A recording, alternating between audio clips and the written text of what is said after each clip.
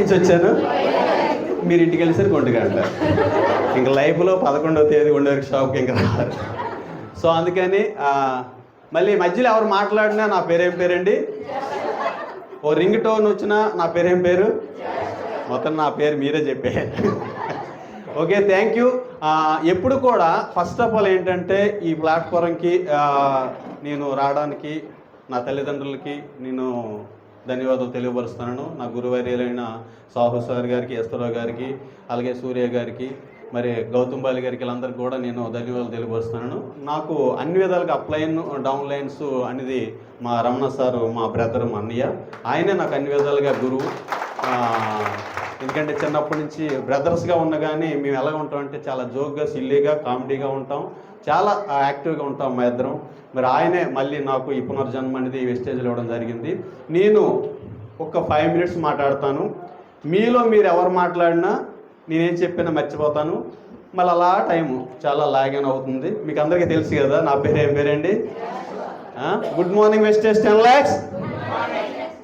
10 lakhs చెప్పుకోవడానికి ఏమైనా government ఇక్కడ ఏమైనా కానిస్టేబుల్ వీళ్ళ మేడం ఉండడం పోలీస్ స్టేషన్లో పెడుతున్న భయం అండి. జీవితంలో నోట్ అంటే 10 lakhs చెప్పడానికి ఎందుకండి, హ్యాపీగా చెప్పడానికి. Good morning wastage.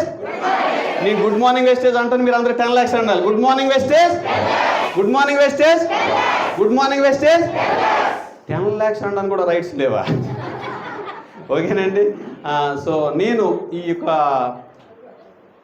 ఈ ప్లాట్ఫారంకి వచ్చిన తర్వాత మధ్యలో కొద్ది రోజులు డ్రాప్ అయ్యాను. నేను డ్రాప్ అయిన తర్వాత ఆ మధ్యలో నాకు చాలామంది రకరకాల కంపెనీలకి ఇన్వైట్ చేసి అన్ని చేసినప్పుడు, సార్ మీకు మంచి నాలెడ్జ్ ఉంది, ఈ కంపెనీకి మీరే CEO, మీరే MD, మీరే మార్కెటింగ్ డైరెక్టరు అనేసరికి ఈ సోటు వచ్చేసరికి బాగా లావ్ అయిపోతుండేది. ఎందుకనంటే మరి ఇండియాలో ఫస్ట్ నేనే ఉంటాను అని చెప్పి అంత ఫీల్ ఉండేది అనమాట. అయితే ప్రతి పర్సన్కి చాలామంది సక్సెస్ అవుతున్నారు, అవ్వలేట్లేదంటే ఒకే ఒక రీజన్ ఏంటంటే ఒక బ్యాడ్ హ్యాబిట్ ఉంటుంది. ఎంత నాలెడ్జ్ ఉన్న పర్సన్ అయినా సరే ఏదైనా ఒక కంపెనీ చెప్పారంటే వెంటనే ఒక భార్య కూడా చెప్పకుంటే జాయిన్ అవుతుంటాం. అదే పెద్ద బ్యాడ్ హ్యాబిట్స్. సెకండ్ ఇంకోటి ఏంటంటే మనకి దాని తాలూకు విధి విధానాలు చూడడం, దాని ఎథిక్స్ ఏంటో మనం చూడడం, దాని బ్యాక్గ్రౌండ్ ఏంటో చూడడం. ముందు వీళ్ళు జాయిన్ అయితే రీసెంట్లీ జాయిన్ అయిన వాళ్ళకి కోట్లు వస్తాయని చెప్పి వాళ్ళు చెప్పగానే మనం నమ్ముతుంటాం. అలాగే నేను 3 సంవత్సరాలు నమ్మి పెద్ద ఎక్కువే సంపాదించలేదు కానీ 24 లక్షలు డిఫికల్ట్లోకి వెళ్ళిపోయానండి. అంటే నేను 24 లక్షలు 62 మందికి ఇవ్వాలి. ఎంతమందికి ఇవ్వాలండి? ఈరోజు అలాంటి పరిస్థితి ఎవరికైనా ఉందా? చాలామందికి ఉంటుంది, ఉద్యోగం ఉంటుంది. మీకుంటున్న స్థాయిలో మీకు ఆ లక్షలు సమస్యలు ఉంటాయి. 22 లక్షలు 62 మంది కంటే ఒకసారి ఎలా ఉంటుంది ఒకసారి ఊహించండి. ఆ టైంలో 2021లో ఏప్రిల్ మేలో ఎప్పుడు ప్రతిసారి మా అన్నయ్య తూర్పు వచ్చేటప్పుడు ఏం చేసేవారంటే, నువ్వు ఎందుకు అలా ఉంటున్నావు, వెస్టేజ్ చాలా బెస్ట్ కంపెనీ, చాలా బాగుంది, మళ్ళీ ఇంక నువ్వు ఒక నిర్ణయం తీసుకుంటే మన అందరికి ఒక ఈగో ఉంటుంది తెలుసు కదా, ఓహో నేను చాలా గొప్పవాడిని, టాలెంట్ పర్సన్ని, అందుకు నాకు ఆయన ఇలాగ నన్ను ప్రతిసారి బ్రతిమవుతానని చెప్పని నేను కాలు రాగేసుకున్నాను, అంటే నేను ఇంకా దరిద్రంలో కూరుకుపోతానని చెప్పి నాకు తెలియట్లేదు. లీడర్స్ మీరందరూ గ్రహించండి, మీరు రకరకాల సమస్యలు, ఏదో ఒక సమస్య ఉంటుంది కానీ మనం సీరియస్గా తీసుకోం. నిన్నటికి నైట్కి నేను వైజాగ్ చేరాను. చింతపల్లి ఆర్వే నగరు, నేను ఆ చింత పాడేరు, జీమాడుగుల ఏరియాలో 5 days చూసుకొని నేను ఆ ట్రైబల్ ఏరియాలో వాళ్ళ పరిస్థితులు ఏంటంటే డబ్బులు తీసుకెళ్ళి ఇలాగ కట్టలా పట్టుకెళ్ళి డాక్టర్లకు ఇస్తారు కానీ ఏ ప్రాబ్లం క్యూర్ అవ్వట్లేదు. నేను చూశాను, 162 మంది పేషెంట్లకు ఆర్వే నగర్లో చూశానండి. అక్కడ ఒక హాస్పిటల్ లాగా అయిపోయింది. నేను చూసుకున్న అది గ్రంథాలయం, ఒక మీటింగ్ హాల్ అనమాట. ఒకసారి చూడండి, అక్కడ ఈరోజు మన అందరం కూడా ఇక్కడ ఎవరు అంత అమాయకులు ఎవరు కాదు, కానీ ఏదో ఖాళీ లేకుండా కానీ మీ జీవితాల్లో 3 పాయింట్స్ కానీ ఉంటే మీరు ఇక్కడ రావాల్సిన లేదు. ఫస్ట్ పాయింట్ ఏంటంటే మీ అకౌంట్లో 5 కోట్లు ఉంటే ఇక్కడ రావాల్సిన లేదు. ఉన్న వాళ్ళ చేతుల పైకి లేపండి, ఎక్కడ లేరు, మీడియా కూడా కవర్ చేస్తుంది.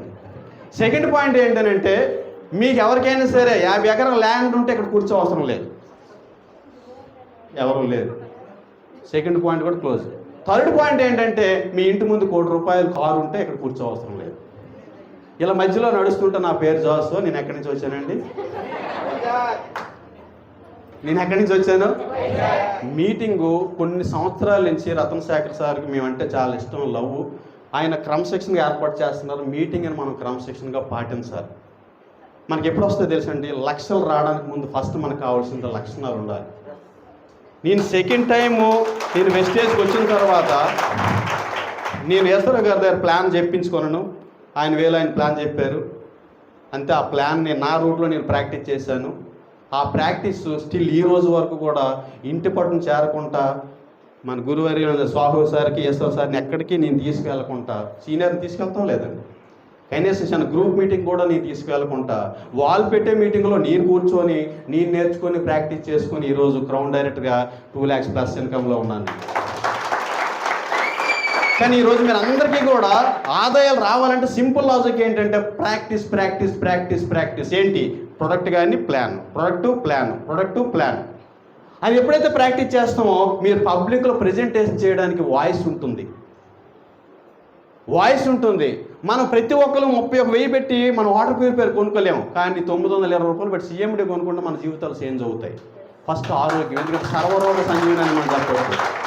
ఈసారి వచ్చినప్పుడు వర్క్ షాప్ నాకు 1 hour కానీ టైం ఉన్నట్టయితే హెల్త్ సబ్జెక్టు నాకు తోసింది ఏదో మీకు మధ్య అద్భుతంగా చెప్పగలను. ఎందుకంటే హెల్త్ నాలెడ్జ్, మంచి నాలెడ్జ్ గెయిన్ చేసిన వ్యక్తిని నేను. సో అందుకని నేను అలాంటి పరిస్థితుల్లో ఈ వెస్టేజ్ స్టార్ట్ చేసినప్పుడు, ఆయన ఆ విషయం చెప్పినప్పుడు మళ్ళీ నేను ఏంటంటే 2021 జూన్లో అక్కడ ఏంటంటే ఏప్రిల్, మే కోవిడ్ ఆంక్షలు సడలింపు కాలేదు, ఇంకా కోవిడ్లోనే ఉన్నాం మనం. అలాంటి పరిస్థితుల్లో నా పీక్ స్టేజ్కి ఏంటంటే సూసైడ్ చేసుకోవడానికి డిసైడ్ అయిపోయాను. ఎందుకనంటే ఏ ఫోన్ వస్తే ఎంత టెన్షనో మీకు అందరికి చెప్పవసరం లేదు, ఇంకా అది రియల్ అనమాట. ఏ ఫోన్ వస్తే ఇంకా ఎటువంటి మాటలు అంటే నాకు అలాగనే హ్యాబిట్స్ లేవు నాకు. సో అలాంటి పరిస్థితుల్లో నేను ఏప్రిల్, మే నా నిర్ణయం ఏంటంటే ఇంకా చనిపోదామని చెప్పి డిసైడ్ అయిపోదామని చెప్పి మా ఊరు వెళ్ళిపోయాం. ఎందుకంటే మేము ఉంటున్న ప్లాట్లో ఒకే ఇంట్లో 3 చనిపోయారు. తల్లి చనిపోయింది, కొడుకు చనిపోయాడు, వాళ్ళ దగ్గర పనిచేసే వాళ్ళు చనిపోయారు. ఇంకా కోవిడ్ అందరికీ సోకుతుందని చెప్పి